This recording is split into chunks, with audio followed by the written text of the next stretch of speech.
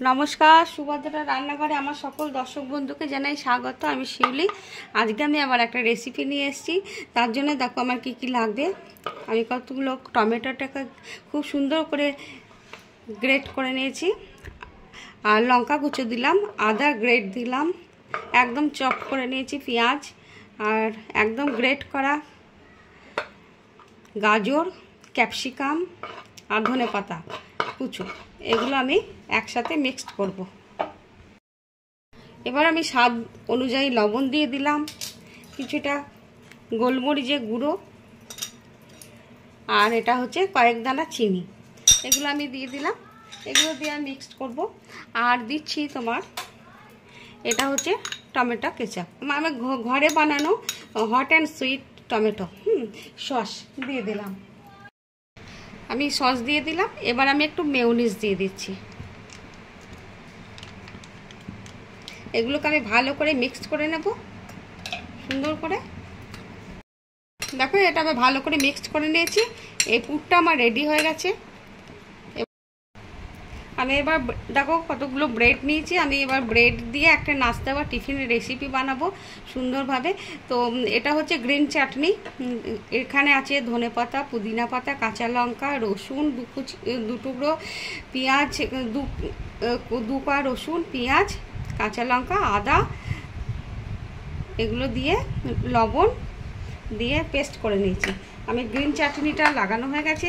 এবার আমি যে সবজির যে মিক্সটা করেছি এই পুরটা এর মধ্যে দিয়ে দেব সুন্দরভাবে। এবারে আমি এটা চাপা দিয়ে দিচ্ছি। এই একটা আমার রেডি হয়ে গেল। দেখো আমি ফ্রাই প্যান বসিয়ে দিয়েছি গ্যাসের মধ্যে। আমি এবার একটু বাটার দিয়ে দিচ্ছি। বাটারটা আমি একটু মেল্ট করে নিচ্ছি, লাগিয়ে নিলাম চারিধারে। এবারে আমি যে ব্রেডটা পাউরুটিটা ভরে নিয়েছিলাম পুর, সেটা দিয়ে দিলাম।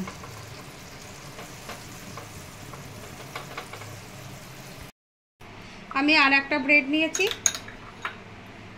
মধ্যে টমেটো সস লাগিয়ে দিচ্ছি।